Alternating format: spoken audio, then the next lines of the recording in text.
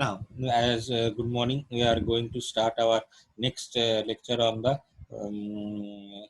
investment feasibility report and continue from the place I left previously. We are starting with the barometric method. Now, this method is applicable when we know even if the absence of the past data is not applicable in the case of new product, or if there is no time lag between the indicators and the demand. Now, there are various market indicators that are used. For example, projection reports of various companies and various similar products and all that. The market company may not have a record of its own, but it may take a look into the market from the reports of the demand reports and supply reports of the previous companies. Now, we have the market experiment method.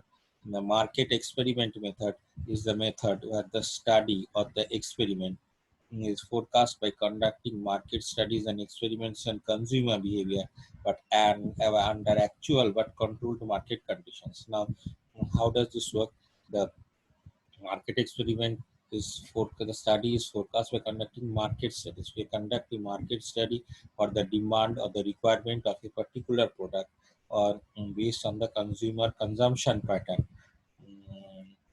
of a selected group of consumers of say a particular city area, but under controlled market conditions. Means we control the to some extent we control we can keep an eye on the consumer consumption pattern and try to control the consumption pattern and try to have an eye on the consumption pattern, and we try to see the demand forecast of that particular market experiment on that particular product.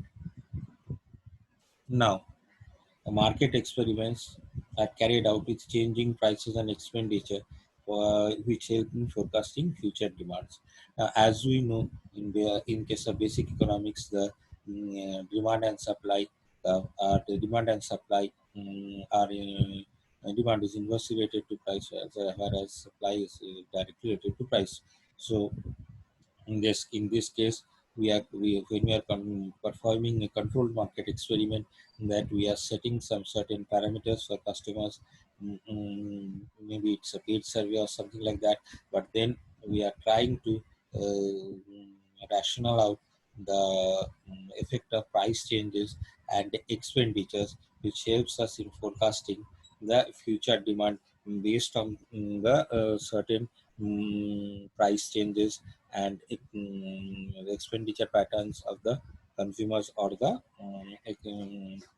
cost patterns of the companies. Now, Delphi method, a group decision-making technique of forecasting demand. Here, questions are individually asked to a group of experts to obtain their opinions on demand for the products in the future. The questions are asked repeatedly until a consensus is obtained.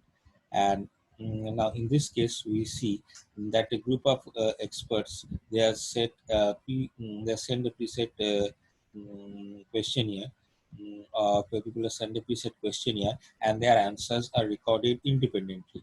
These people will not know each other, generally will not know each other, and however they will answer the questions separately, and we'll keep sending the questions until and unless we receive a general consensus among these experts, or the answers that are asked in the questions. It is time and very cost effective, but however it is error proof, because we assume that these experts have a complete knowledge of the market, but in practice they may or may not have a complete knowledge of the market, and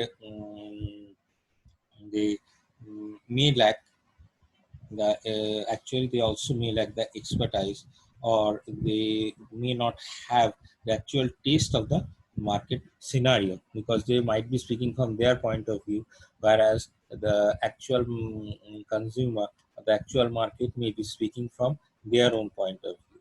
Now, we also have statistical methods. Now, statistical method is a graphical methods, or the demand forecast analysis.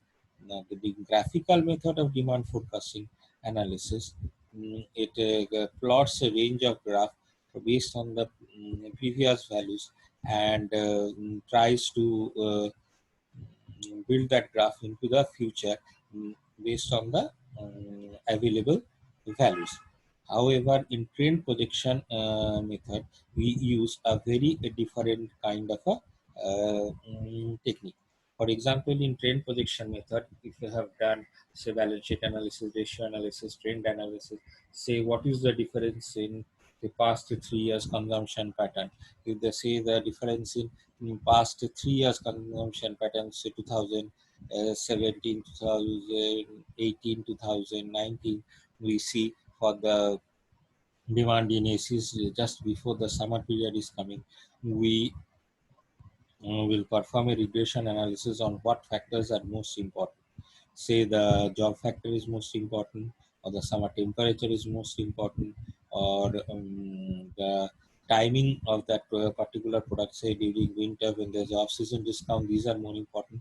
And then we'll plot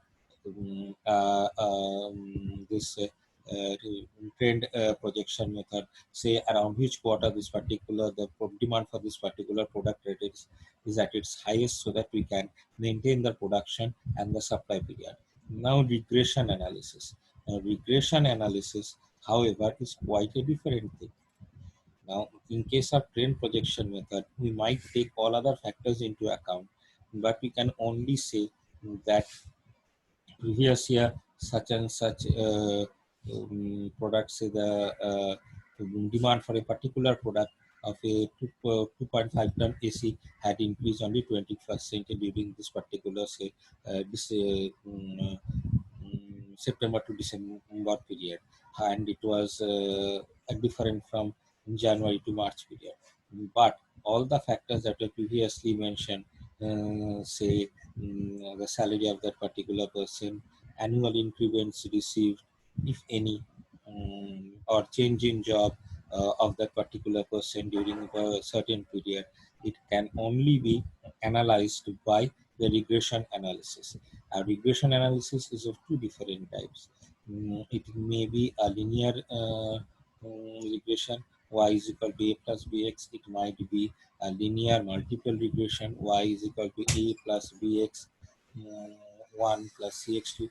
In case of a linear regression, only two individual elements can be compared. For example, demand of the product in the year and supply of the product in the year. In case of multiple linear regressions, we can compare, say, the salary of that particular person, the capacity of the particular dealer to stock that product, and several others, availability of EMI. We can include many other factors, 10, 12, 15 factors in a multiple linear regression equation to see which factors affect the sales most. However, there are two types of linear multiple regressions. One is linear and one is non-linear.